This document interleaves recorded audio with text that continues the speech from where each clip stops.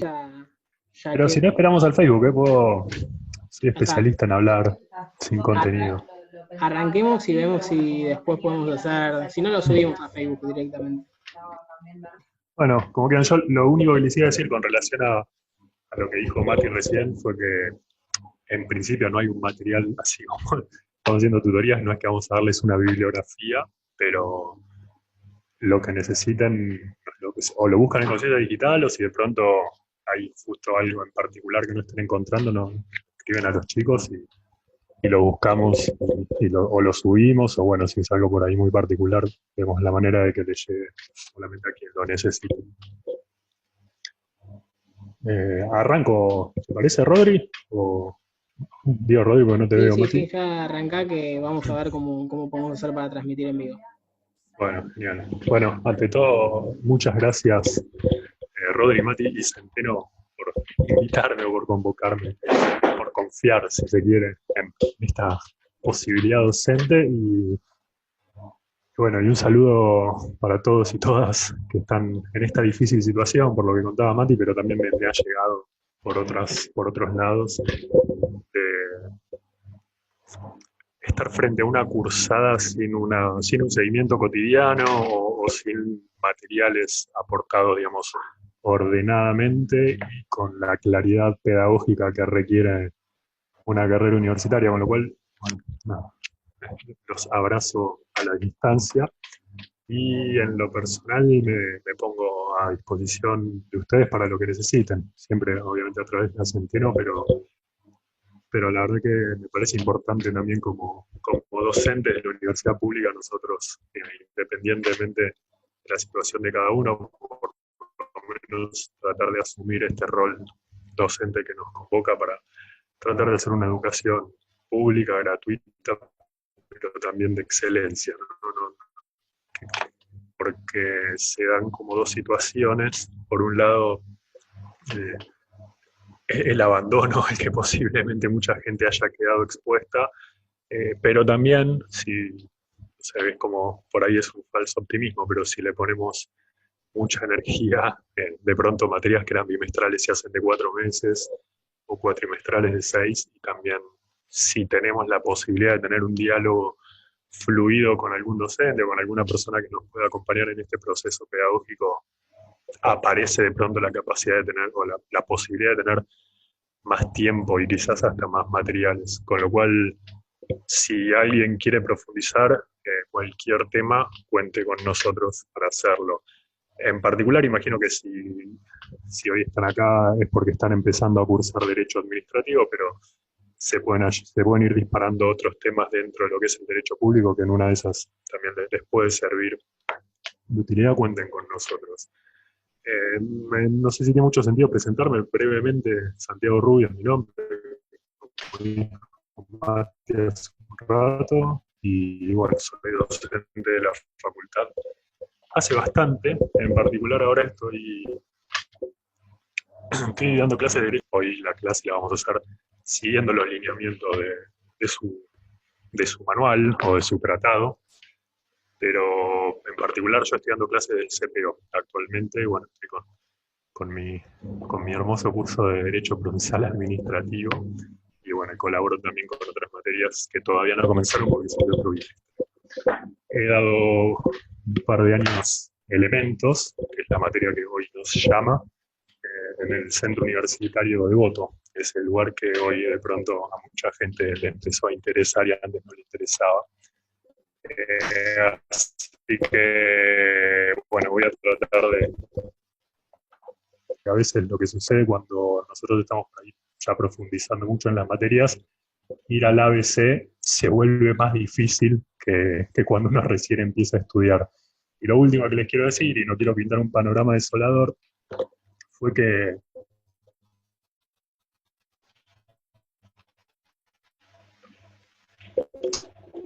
el derecho administrativo es un área particularmente difícil para no tener una guía cotidiana, para tener que estudiarla por tu propia cuenta y nunca tuviste cuestiones, si se quiere, no sé, introductorias de la materia.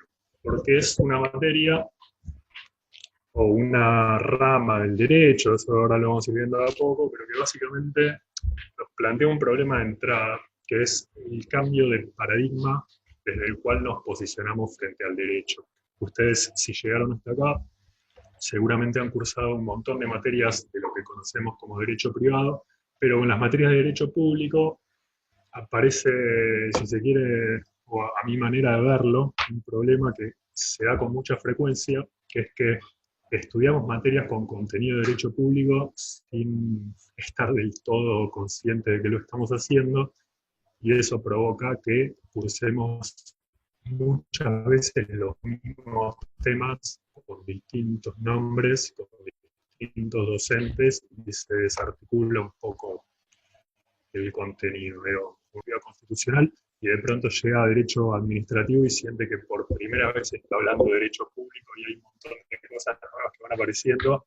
Y en efecto, muchas veces es así, pero en gran medida es porque lo que tendríamos que haber hecho, pero que es lo que hoy quiero que tratemos de por lo menos empezar a hacer, es articular todos esos conocimientos previos que venimos teniendo sin saber que forman parte de las bases del derecho administrativo, o sin saber por lo menos que son esenciales para la regulación del derecho público en general, me animaría a decir, y del funcionamiento del Estado, que es una de las cosas que más se estudian desde el derecho administrativo. Entonces, como les decía, trataremos de ir despacio, de no ver muchas cosas, y si ustedes tienen alguna duda en particular o alguna consulta o quieren ampliar, bueno, o buscaremos otro encuentro o escribiremos o trataremos de mantenerlo por escrito. Pero vamos de a poco y bueno, vamos a hacer como si nunca hubieran tenido clases, porque haber tenido una o una y media clase presencial de derecho administrativo nos aporta muy poco como para poder retomar desde ahí. Entonces, la segunda cosa que les voy a decir con relación al derecho administrativo, que es algo que posiblemente les esté pasando o les empiece a pasar, es que lo más difícil del derecho administrativo es empezar a pensarlo, o lo más difícil es tratar de hacerse una idea de qué es el derecho administrativo. Y esto se los digo sobre todo no para pintar un panorama desolador, sino para que no se asusten. Y si quieren, les puedo contar mi experiencia personal. Yo hice la orientación hace más de 10 años, trabajo en Derecho Administrativo hace más de 10 años, doy clases de CPO en varias materias, pero si me paran por la calle y me preguntan qué es el Derecho Administrativo, es muy difícil de explicar. Entonces, es más fácil trabajar el derecho administrativo que volver a hacerlo y explicarlo. Así que hoy lo que vamos a tratar de hacer es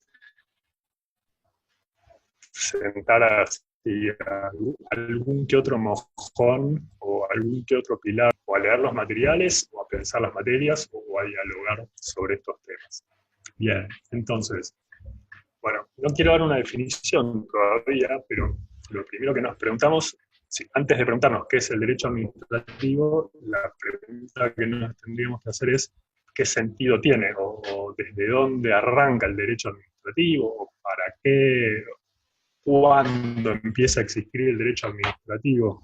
Y no como clase de historia, sino para tener las verdaderas dimensiones de cuál es de este fenómeno o esta particularidad del derecho.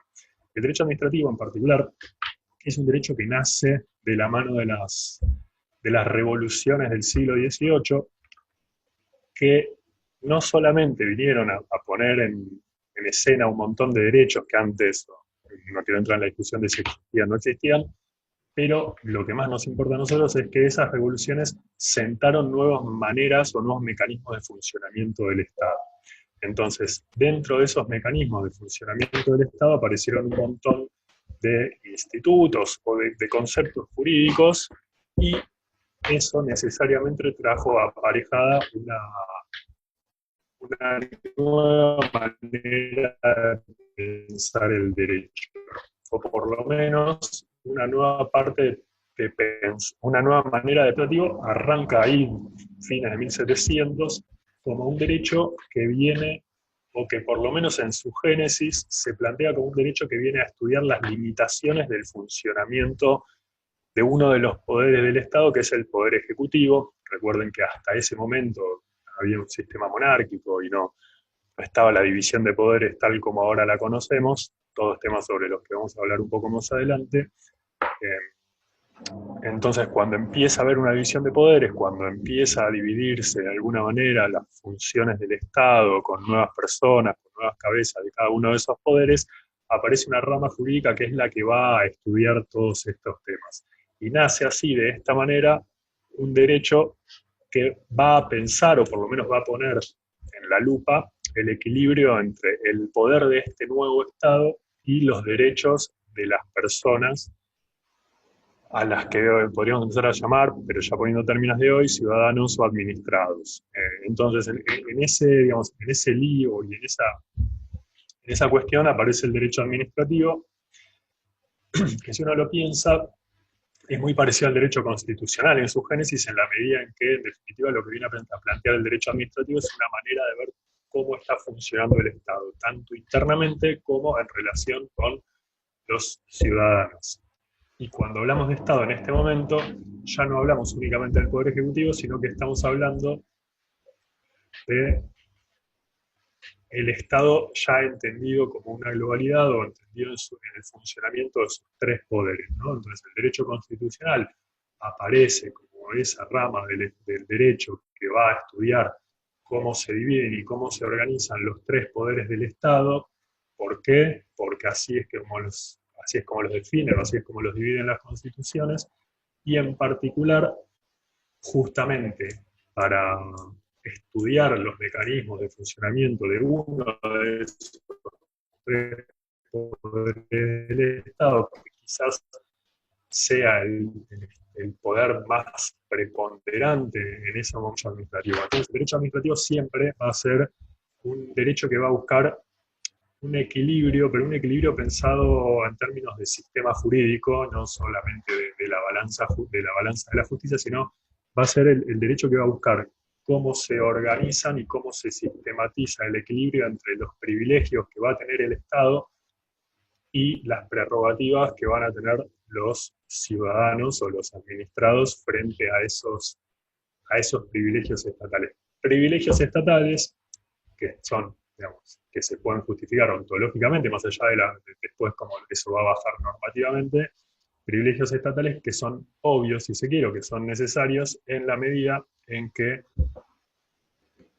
el Estado que nace a partir de ese momento, a diferencia de cada uno de los particulares, va a ser el sujeto que va a propender al bien común y que por lo menos va a tratar de administrar la cosa pública de un modo que se tienda hacia el bienestar general.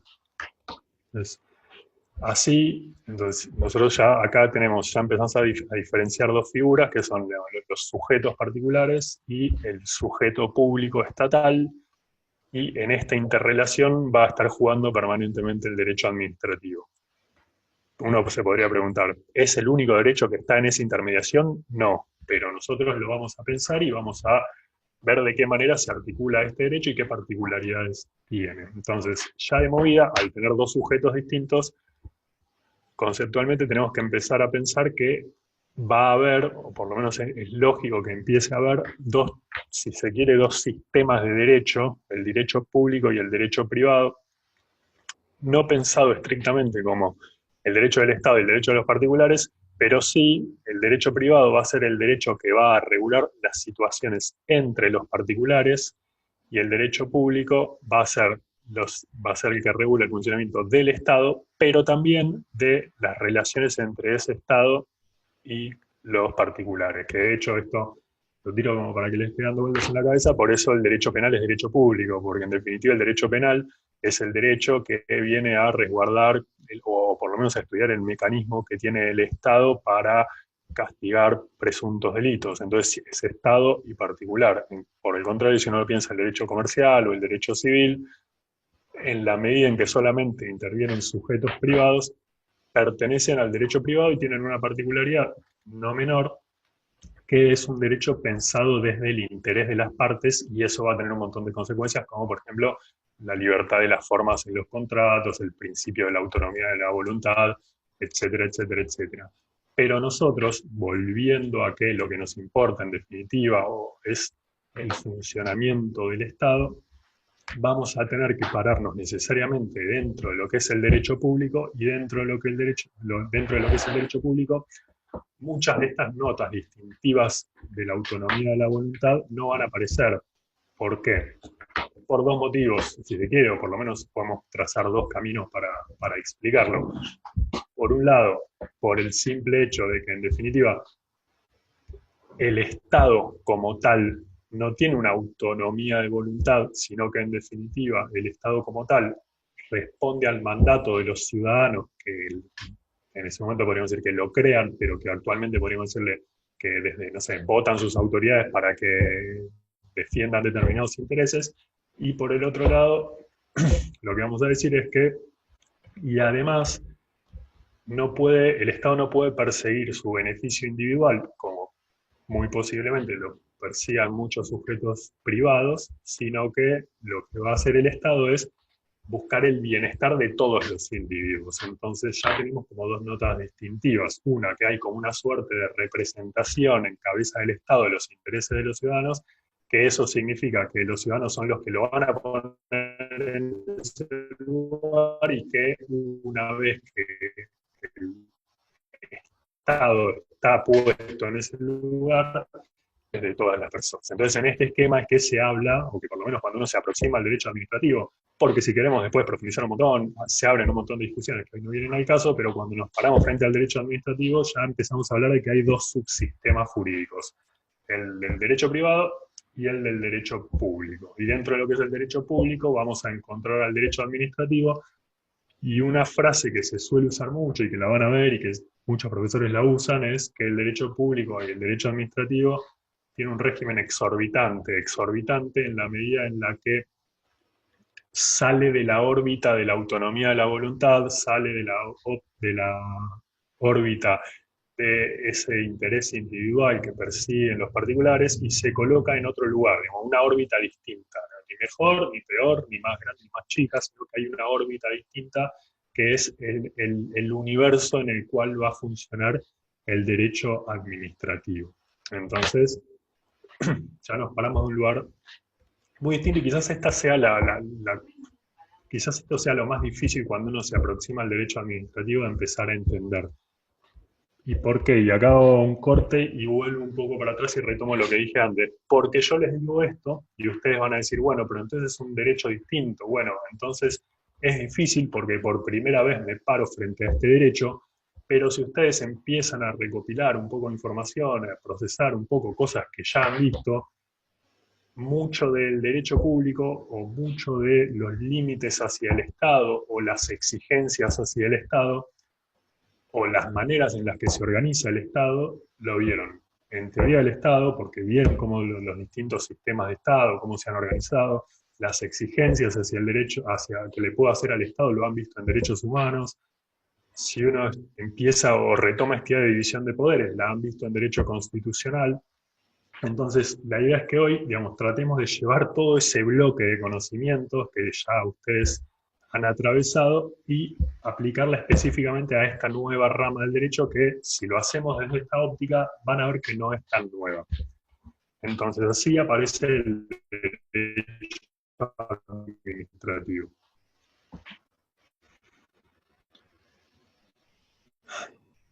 Recapitulando, digamos, ¿cómo aparece? Bueno, ¿cuándo aparece? Aparece en un Estado moderno. ¿Por qué aparece? Y bueno, aparece por un doble motivo: la necesidad de ponerle límites a ese Estado, pero a su vez la necesidad de que ese Estado esté organizado. ¿Y para qué esté organizado? Y bueno, justamente porque su función es propender al bien común o proveer el interés general, propender al bienestar general.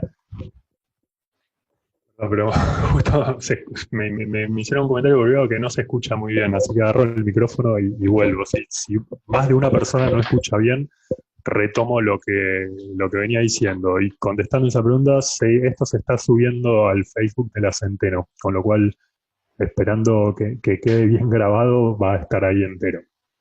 Entonces, bien, en esta idea de crear o pensar un nuevo derecho para frenar los posibles abusos del Estado, que a su vez organice ese Estado para que ese Estado sirva, es que aparece un concepto a esta hora, no es que aparece ahí, sino que lo agarran de un poco antes y lo llevan al extremo y hoy por hoy lo tenemos súper naturalizado, que es esa idea de la división de poderes.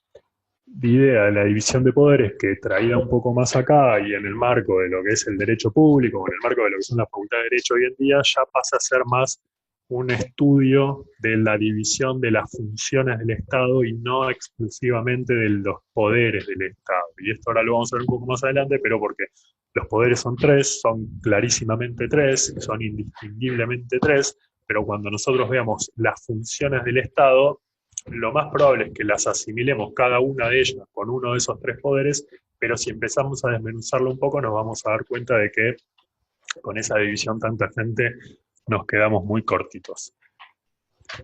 Entonces, bien, ¿cómo aparece o cómo podemos traer toda esta génesis, o como lo van a ver en los libros, todas las bases del derecho administrativo hacia nuestro país o hacia nuestro ordenamiento jurídico?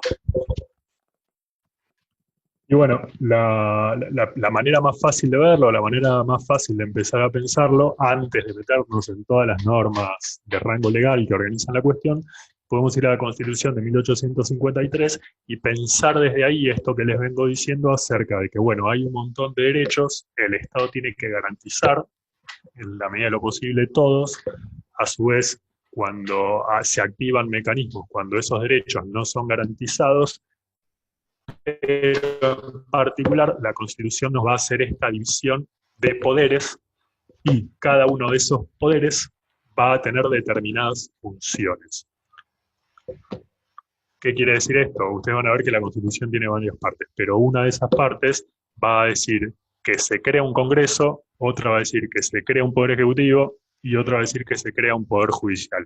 Y a cada uno de esos poderes le va a poner cuáles son sus funciones. Y sus funciones, básicamente, en términos constitucionales, son las, de hecho administrativo le decimos las competencias, que son las cosas que puede hacer. Y paréntesis, esto lo retomamos un poquitito más adelante también, que puede hacer por mandato constitucional significa que debe hacer, no solamente que puede hacerlo. Entonces, bien, aparece en la Constitución Nacional una manera de dividir el Estado en distintos poderes. ¿Cuáles son esos tres poderes? Bueno, los conocemos, seguramente estas son las cosas que ya sí sabemos, son el Poder Judicial, el Poder Legislativo y el Poder Ejecutivo, que están organizados de un modo que históricamente se dice frenos y contrapesos, o pesos y contrapesos, hay un montón de cuestiones ahí de control, básicamente cada uno de los poderes tiene una función específica y una medida de esa función específica en relación con los otros poderes del Estado de un modo en el que ninguno, podríamos decirlo, obviamente ninguno se pase de la raya, ninguno haga más de lo que puede hacer, y si eso sucede, la propia Constitución y el propio sistema de división de poderes va a tener un mecanismo para que otro poder lo frene. ¿Y por qué otro poder lo va a frenar? Porque cuando un poder hace más de lo que tiene permitido, significa que está haciendo lo que otro poder debería estar haciendo. Y o bien no hace, o hace de un modo distinto. Entonces, ahí es donde aparecen los conflictos entre poderes, y la Constitución es la que nos da los mecanismos para resolver ese tipo de problemas. Sí, de problemas, podríamos decirlo, de conflictos, que muchas veces como se dice. Entonces, la Constitución lo que nos va a dar es una manera de dividir el poder que nos permita controlar el ejercicio de este poder. ¿Pero por qué controlar el ejercicio de este poder? No únicamente porque puede haber un problema entre el legislativo y el ejecutivo, y no en términos abstractos, sino porque todas esas colisiones puede ser que ocasionen algún perjuicio a los particulares. Entonces, esta manera de dividir las funciones y de ponerle límites a cada uno de los poderes del Estado son mecanismos para garantizar los derechos de las personas. No es solamente un interés interno del Estado, sino que, en definitiva, todo lo que tratamos de hacer con estas cuestiones que estamos viendo es cómo se garantizan los derechos de las personas. Entonces acá, esto también lo vamos a renovar al final, aparece un planteo que es muy interesante es si en definitiva el derecho administrativo o el derecho en general, podríamos decir, o el estudio del Estado en general, porque acá podríamos estar por lo menos todas las ramas de derecho público, pero me animo a decir que quizás también la del derecho privado, es si no está, si el derecho no tendría que estar pensado en una óptica, o los mecanismos de estudiar el derecho, o los mecanismos de estudiar el poder, si habría que pensarlos como el límite del poder contra el derecho a una persona, o si siempre vamos a tener derechos de personas que están en juego y en definitiva estamos eligiendo uno por sobre otro. Pero bueno, eso lo dejamos para un poco más adelante porque ahora no es relevante. Entonces, recopilando, ¿cómo nace? ¿Por qué nace? ¿Cuándo nace? ¿Y de qué manera nace? Bien. Entonces, lo que nos tenemos que preguntar, disculpen, es cómo llegamos al derecho administrativo. Y la manera de llegar al derecho administrativo es, bueno, pensar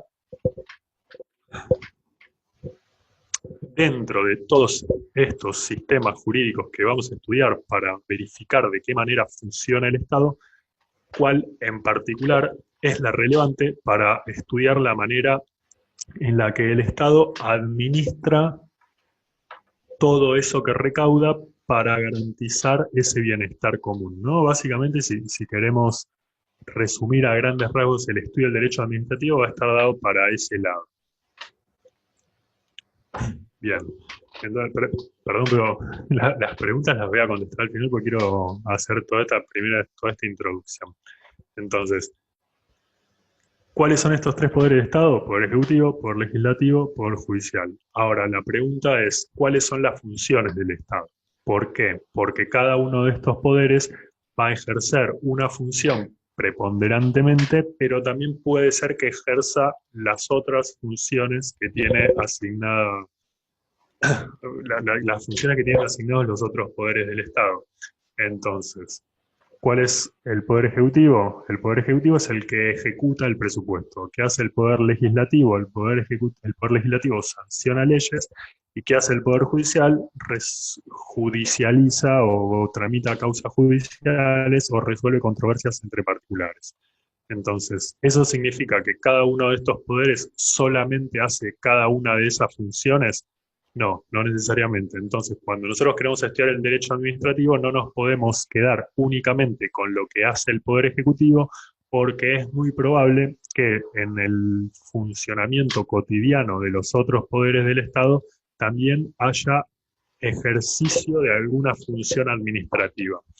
Y el ejercicio de esa función administrativa en cada uno de los otros poderes del Estado, a nosotros nos va a demandar que lo pensemos desde la misma óptica que pensamos el ejercicio de la función administrativa cuando el Poder Ejecutivo es el que lo lleva a cabo.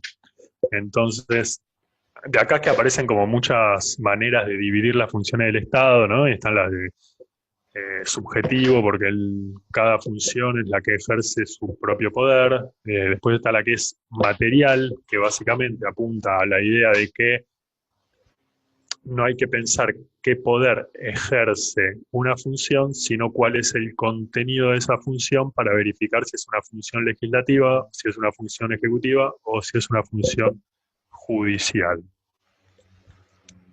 Y acá un pequeño paréntesis, porque esto es importante ponerle ejemplos para que se pueda entender bien.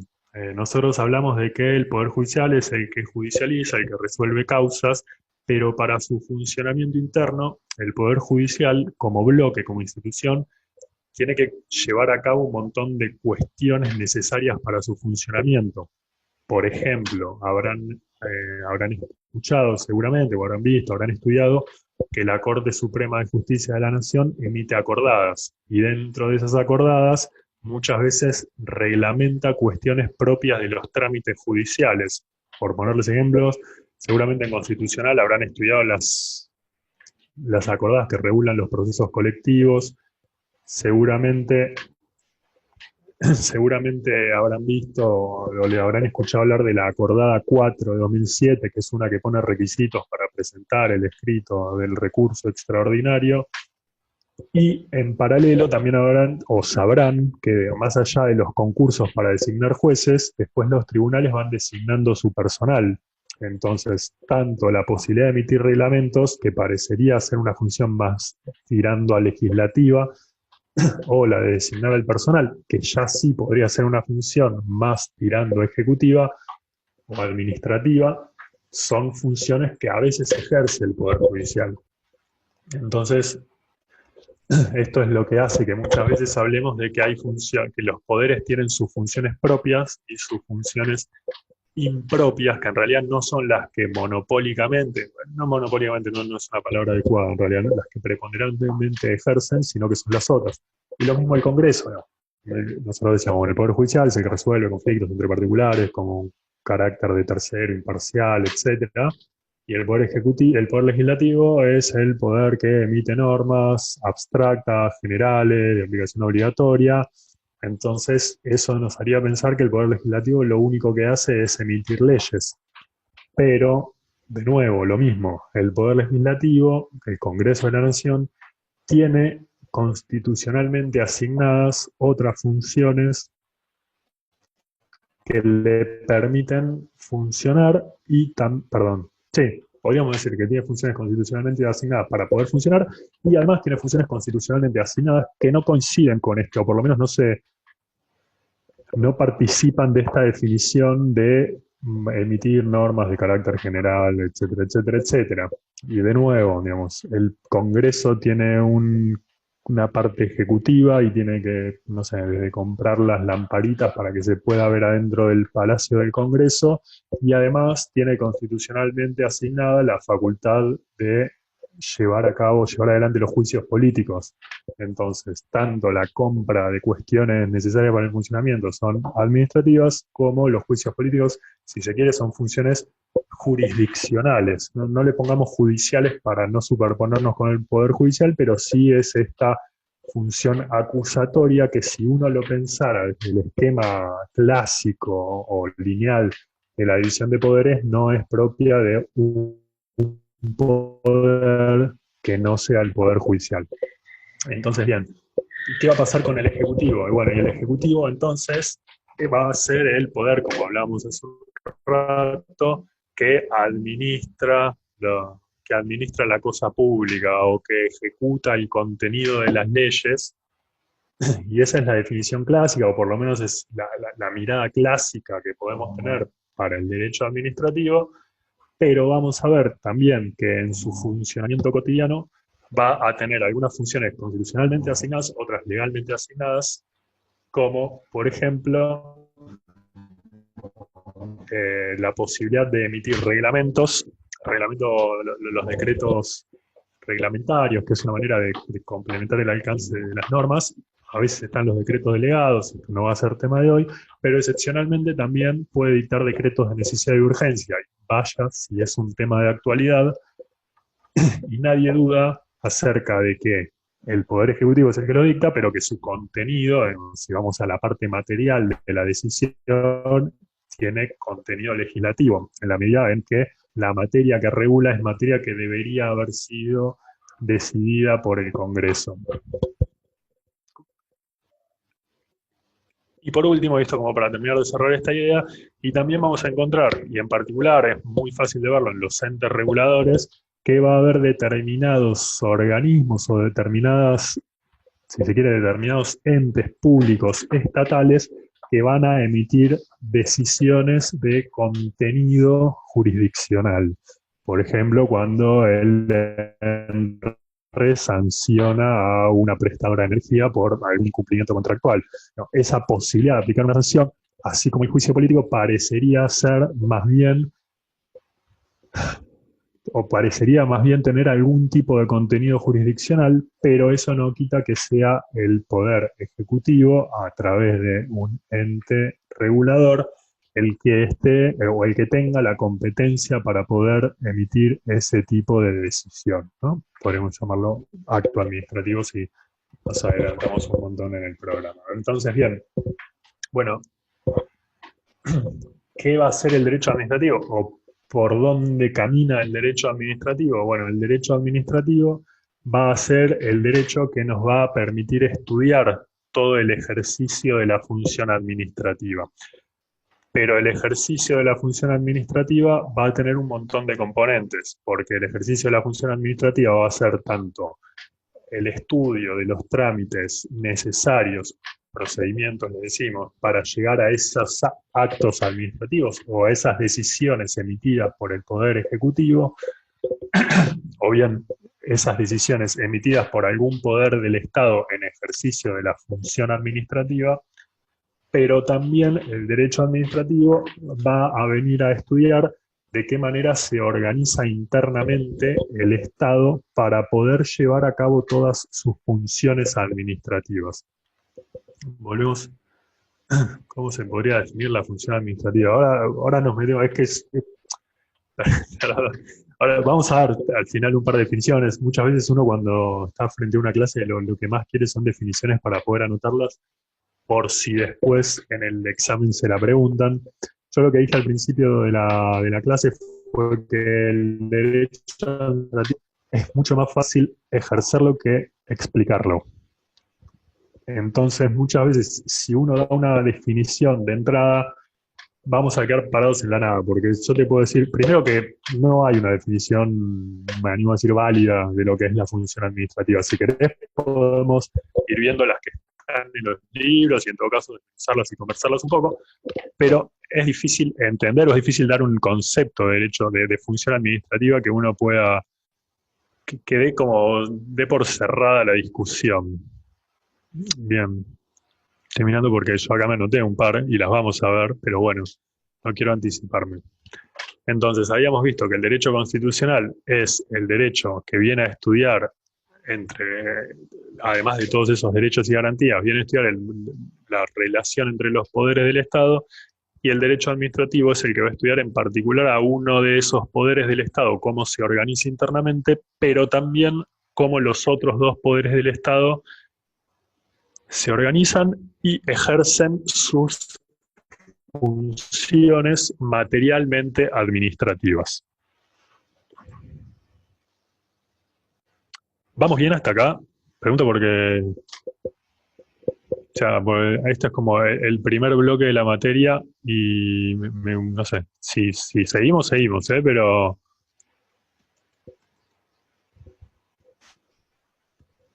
No sé si hay alguna pregunta. ¿Todo perfecto?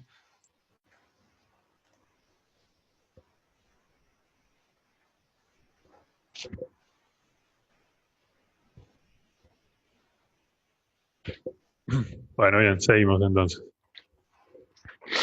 Entonces, bien. Estamos en que aparece el derecho administrativo para estudiar el funcionamiento de uno de los poderes del Estado, pero también el funcionamiento de las competencias materialmente administrativas de los otros poderes del Estado. Entonces, tenemos que si uno no se quiere aproximar a estos conceptos, hay como distintos criterios que son, esto se lo digo sobre todo porque está en los libros y después lo van a ver para que no piensen, o por lo menos para que no se asusten con los conceptos, están los criterios subjetivos que apuntan a que, bueno, derecho administrativo o función administrativa es todo lo que hace el Ejecutivo porque es el que tiene la función ejecutiva, que apuntan directamente a cuál es la materia de lo que está regulándose en cada momento en particular, y hay criterios mixtos que te mezclan un poquitito uno y un poquitito de otra.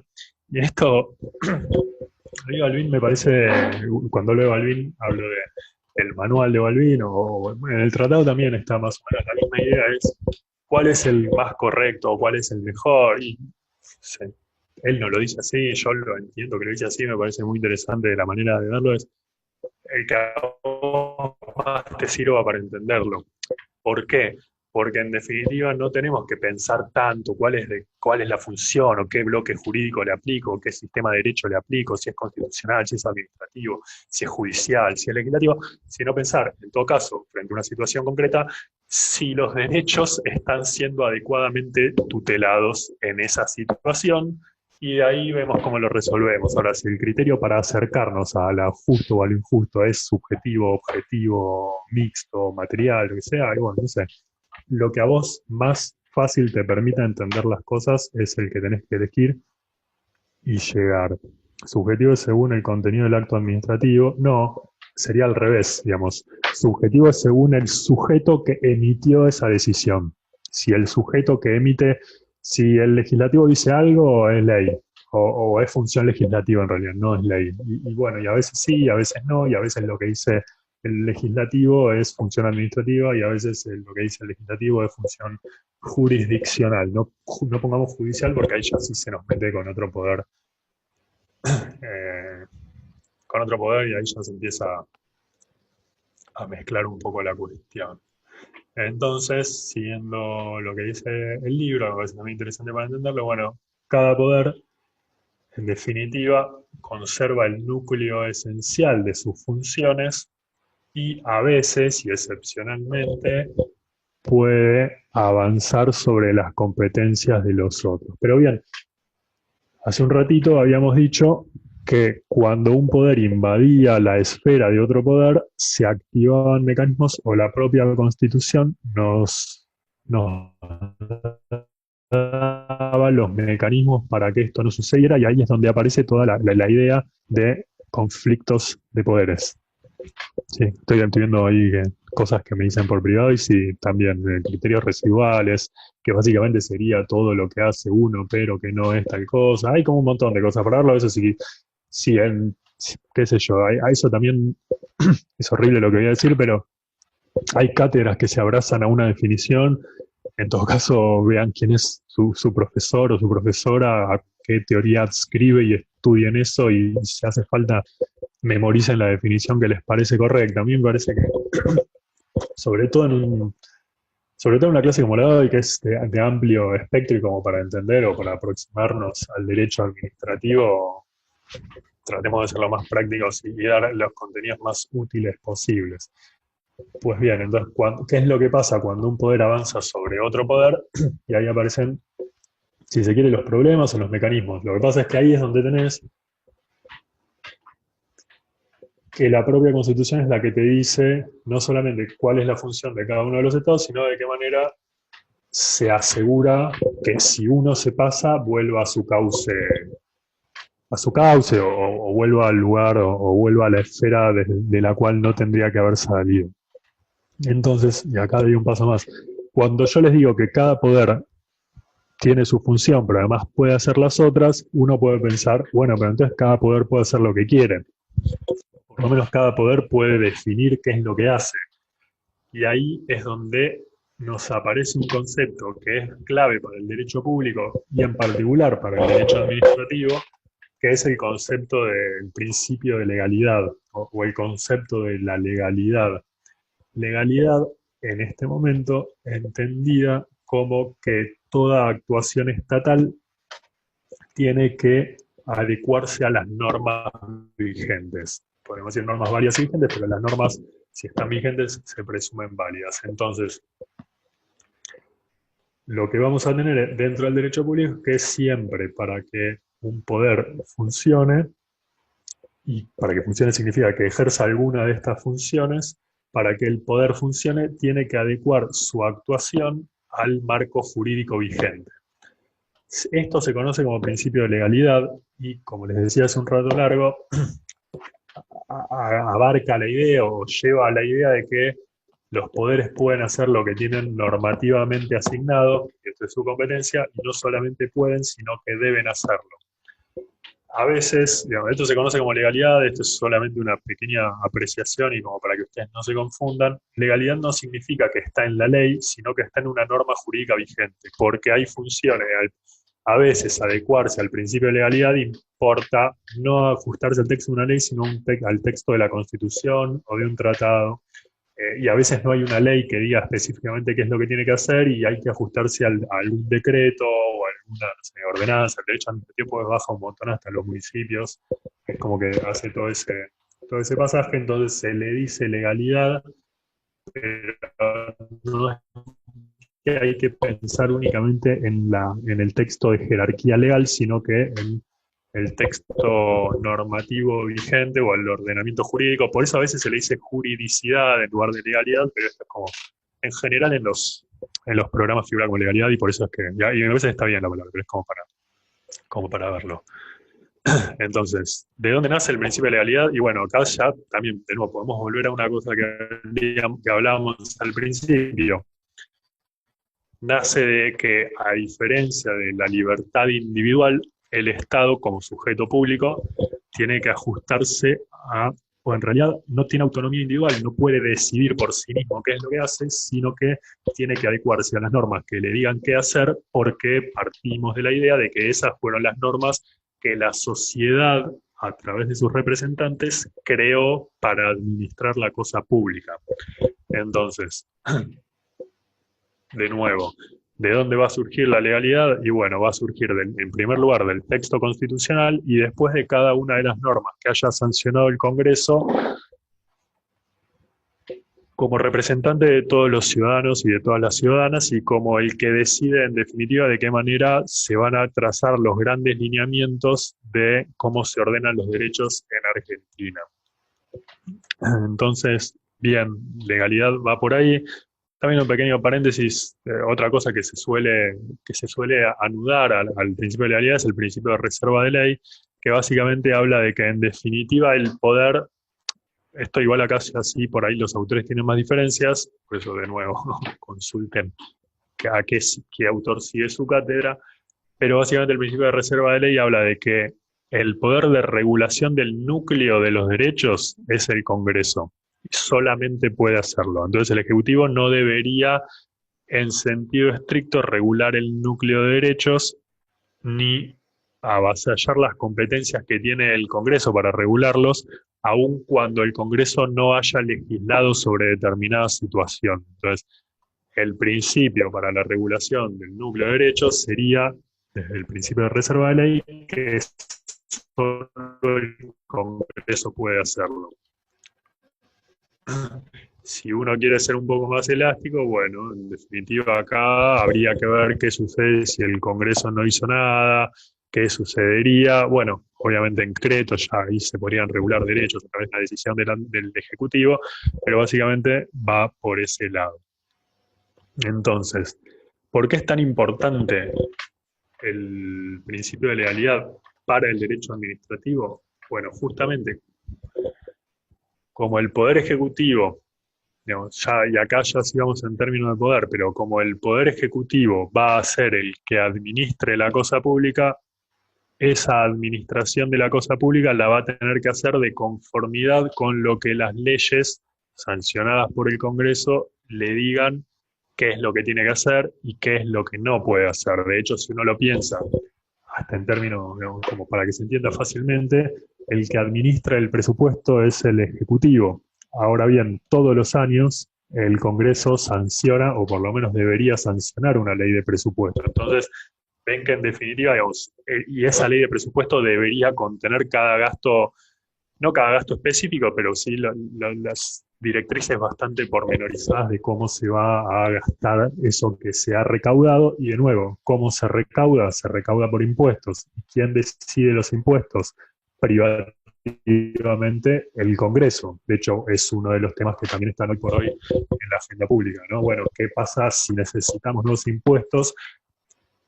Estado de excepción, decretos de necesidad de urgencia, pandemia internacional, se toleran un montón de cuestiones que se podrían llegar a discutir en términos de convenciones internacionales, derechos constitucionales, pero nadie discute que el Congreso es el único que puede sacar impuestos, ¿no? Eso igual está en el 99, inciso tercero, pero también como para que ustedes entiendan a qué va esto de lo que es la reserva de ley y cuáles son, si se quiere, esos caminos que el Poder Ejecutivo no puede transitar, diríamos. Pues bien, entonces el Ejecutivo necesariamente, y desde ahí es que se le suele decir legalidad. Y de hecho hay como varias discusiones acerca de esto, de qué sucede si el Poder Ejecutivo es llamado a aplicar una ley manifiestamente inconstitucional. Hay como un montón de discusiones ahí propias del derecho administrativo que hoy no tiene mucho sentido, tratar. Entonces, cada poder ejerce las tres funciones y la manera que tenemos de ver si está bien o mal ejercida va a ser estudiar cuál es el marco jurídico, cuál es el marco normativo vigente que le decía a cada uno de esos poderes qué era lo que podía hacer. Y ahora la segunda pregunta que podría venir entonces es, bueno, ¿y qué sucede si detectamos que algún poder se salió de su esfera? ¿O qué sucede si encontramos alguna situación en la que un poder hizo algo que no debería haber hecho? Y bueno, y acá se activa otro mecanismo que tenemos, que también de nuevo lo han estudiado seguramente en otras materias, que se puede llegar a pensar como el control de constitucionalidad, que tiene un montón de particularidades en nuestro sistema jurídico acá en Argentina, pero básicamente esta idea de que si algún poder del Estado se extralimita, quien tiene que controlarlo es el Poder Judicial porque su función es esa, es resolver conflictos entre particulares, pero que a veces llevan a que el conflicto se haya generado entre un particular y un sujeto público. Entonces ya quizás tendríamos que redefinir la situación, la definición del Poder Judicial y bueno, no se resuelve controversia entre partes distintas y punto, pero ahí es donde bueno, bien, entonces el Poder Judicial va a ser el encargado de verificar si en una situación en parte tendría que haber hecho, por poner, no sé, como para poner ejemplos, como para que se entienda esto con claridad, bueno, a ver, si de pronto el Poder Ejecutivo creó un tributo y le puso nombre de tasa en lugar de impuesto, entonces ya no es un impuesto, ya no tendría que haber sido decidido por el Congreso, pero, no sé, por ejemplo, alumbrado, barrio y limpieza, pero si yo verifico el contenido de ese tributo que se creó, encuentro que tiene contenido impositivo, el encargado de, en ese caso, declarar, no sé, la ilegalidad o en este caso la inconstitucionalidad de esa creación va a ser el Poder Judicial. Pero, y acá aparece lo último que voy a decir con relación a esto, ¿cuándo tiene que hacerlo el Poder Judicial? Únicamente cuando algún particular damnificado por esa situación jurídica le plantee que tiene un perjuicio que necesita que sea remediado por un órgano imparcial, que actúe como tercero, etcétera, etcétera, etcétera. ¿Qué quiero decir con esto? Que no es que el Poder Judicial puede, en abstracto, controlar el funcionamiento de los otros poderes del Estado, sino que solamente a pedido de una parte damnificada o a pedido de una parte puede entender en un conflicto. Entonces ahí se activan un montón de mecanismos que también habrán visto en lo que es derecho constitucional, que es el concepto de caso, el concepto de causa judicial, el concepto de legitimación, que también plantea un montón de cuestiones que son muy interesantes para el derecho administrativo porque resignifican de alguna manera el principio de división de poderes porque ya nos llevan a pensar nuevas formas nuevas formas de actuación del derecho, ¿no? Cuál es el alcance de las sentencias, y ahí se meten todos los procesos de representaciones colectivas, y a veces de la mano, y a veces no, todo lo que son las sentencias con alcance erga omnes, o en definitiva, que alcanzan más parte de las que intervinieron en el juicio, etcétera, etcétera, etcétera. Pero bien,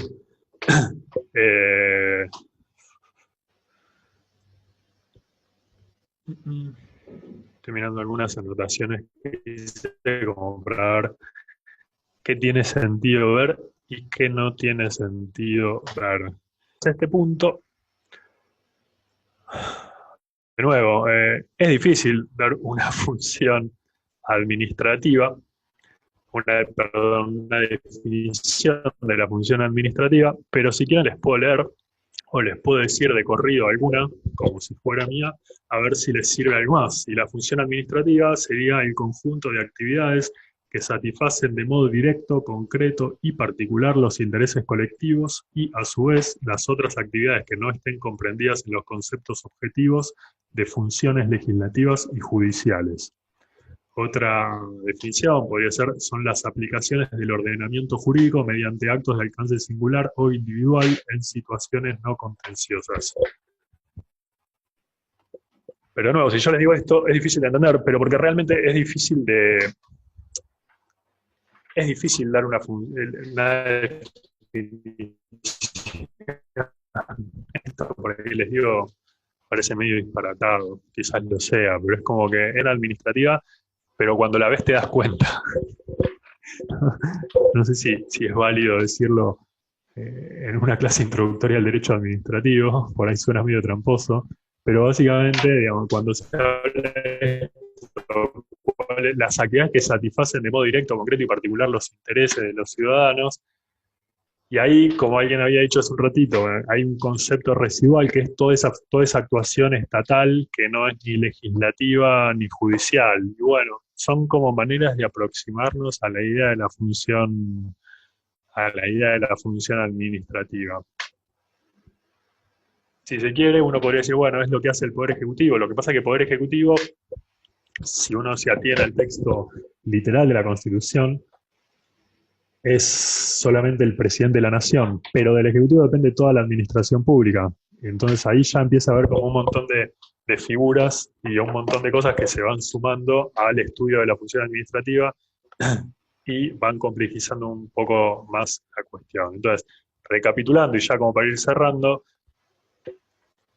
tenemos que el derecho administrativo nace como esta idea de, bueno, ponerle un límite a un incipiente Estado, pero además darnos los mecanismos para estudiar su funcionamiento interno y su funcionamiento en relación con los particulares. Nosotros lo tomamos desde la división de poderes consagrada en la Constitución de 1853, pero obviamente que sigue vigente, y lo ponemos, el derecho administrativo, preponderantemente en el estudio de la función administrativa que va a ser llevada a cabo por el Poder Ejecutivo, sin perder de vista que los otros dos poderes del Estado también ejercen función materialmente administrativa, y vamos a estudiar el derecho administrativo desde la órbita del derecho público. Y esto es, no desde el régimen del derecho privado, en donde prima la autonomía de la voluntad y donde prima el principio de la libertad individual, sino desde la óptica de otro derecho exorbitante, distinto, en el que prima el principio de legalidad y, en definitiva, lo que nos va a venir a marcar qué es lo que se puede hacer y qué es lo que no se puede hacer, no es la autonomía de la persona que decide, sino el marco normativo vigente, Constitución, ley, Constitución con los tratados, etcétera, pero básicamente las normas jurídicas de superior jerarquía van a ser las que delimiten el contexto del funcionamiento del Estado. Entonces, desde ahí aparece el derecho público y dentro del derecho público vamos a encontrar al derecho administrativo que, de nuevo, si tuviéramos que dar una definición, podríamos decir que es el conjunto de normas de derecho público que tiene por objeto derecho público interno, para diferenciarlo del derecho internacional público, que tiene por objeto la organización y el funcionamiento de la administración pública, así como la regulación de las relaciones interorgánicas e interadministrativas, que son las relaciones entre los distintos sujetos estatales. Y como tercera característica, las relaciones entre todos estos sujetos estatales y los particulares o los administrados o los ciudadanos. Entonces, de acá vamos a tener varias cosas, ¿no? Por un lado, que no son solamente las normas, sino que también son los principios, las directrices, las reglas, las técnicas y las instituciones.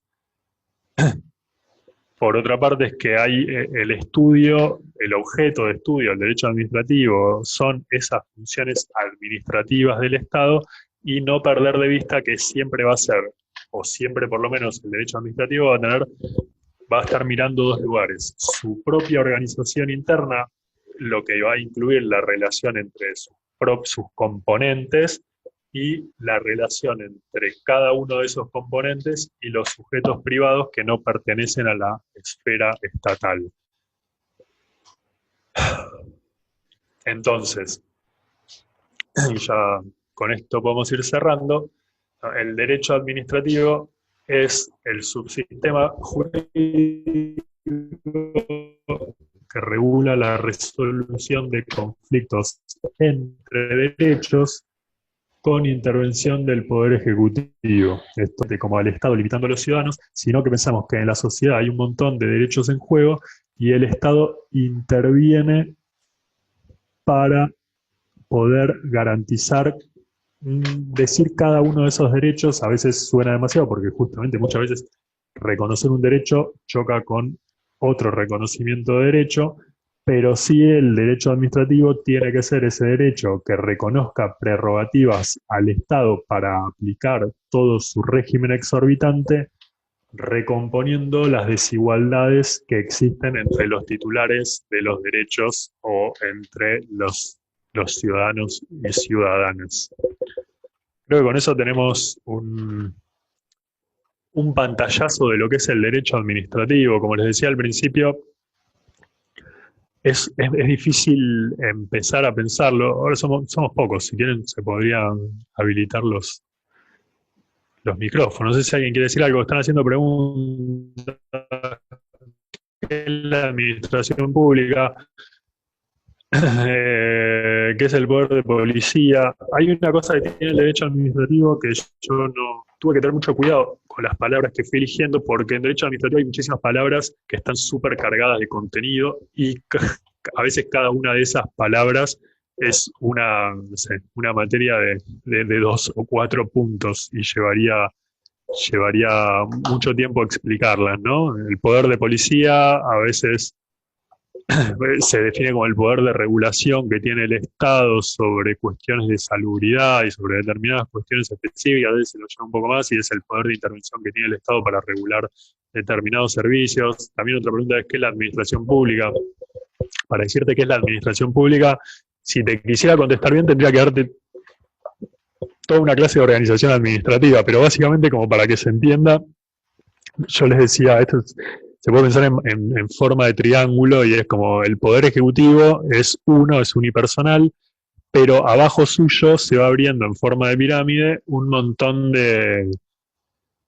Se van habilitando, en derecho administrativo se le dice órganos, que son un montón de personas que tienen una relación jerárquica, una relación vertical con el poder ejecutivo, pero que a su vez esas funciones administrativas se van desagregando en un montón de personas y en un montón de sectores, ¿no? Y cuando digo esto, o sea, cuando digo persona y sector, digo, vos tenés poder ejecutivo, tenés jefe de gabinete y tenés ministros. Y de los ministerios, digamos, tenés un ministro, pero el ministro en realidad es la cabeza de un ministerio, y ese ministerio a su vez tiene secretarías y eso como que va bajando y dentro de cada uno, digamos, perteneciendo a la órbita de cada uno de esos ministerios vas a tener, por ejemplo, no sé, la policía, vas a tener la fuerza de seguridad y todo eso integraría lo que es la administración pública centralizada. Pero además, que también participa de qué es la administración pública, tenés un montón de organismos o entes, que es como se le dice, que es la administración pública descentralizada, que no tiene una relación estrictamente jerárquica, sino de tutela con los ministros, con el presidente, etcétera, etcétera, etcétera. Y ahí es donde vas a tener desde entes reguladores, no sé, ENRE o hasta las universidades públicas que pertenecen a la administración pública descentralizada con un régimen. Por eso no quería meterme mucho con qué es la administración pública, porque hoy con decir Estado o con decir Poder Ejecutivo me alcanzaba para hacer esta presentación del tema.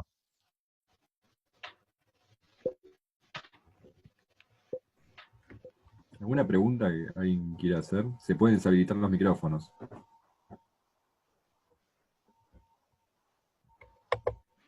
¿No? Igualmente la clase la vamos a guardar y la vamos a subir a nuestro Drive seguramente. Tuvimos problemas técnicos, no pudimos pasarlo en vivo en Facebook, porque estaba andando mal Facebook. Pero bueno, igual de todos modos vamos a grabar la clase y la estamos grabando y la vamos a subir al Drive. Bueno. No sé si después ponemos otro día o que pasen las preguntas por escrito y lo vamos viendo. Si tienen dudas, bueno, se pueden comunicar con nosotros, ya saben, a través de nuestras redes, estamos siempre contestando mensajes, o si no, nos pueden mandar mail a, ya saben, a prensacenteno@gmail.com, que es nuestro correo. Eh, pero bueno, ya saben que cualquier cosa tienen todo el material de estudio en Conciencia Digital, de materia administrativo, inclusive también tienen del CPO de administrativo, también tienen material adicional. Y bueno, nada, desde ya agradecerte, Santiago, por darnos tu tiempo. De nuevo, como estamos viviendo esta época de aislamiento y muchos profesores eh, debido a varias dificultades, algunos no están dando clases virtuales o están tomando examen, bueno, inclusive sin dar clases virtuales, por eso estamos llevando a cabo estas tutorías de apoyo. Así que vamos a seguir dando estas tutorías si a uno les interesa estos días. Síganos en estas redes que van a ver las fechas. Y bueno, de nuevo, gracias. Recuerden al resto, si quieren hacer reclamos administrativos, estamos canalizando los reclamos de las irregularidades de la cursada virtual. Pero bueno. Bueno, gracias por estar y para lo que necesitan, estaré. Bueno.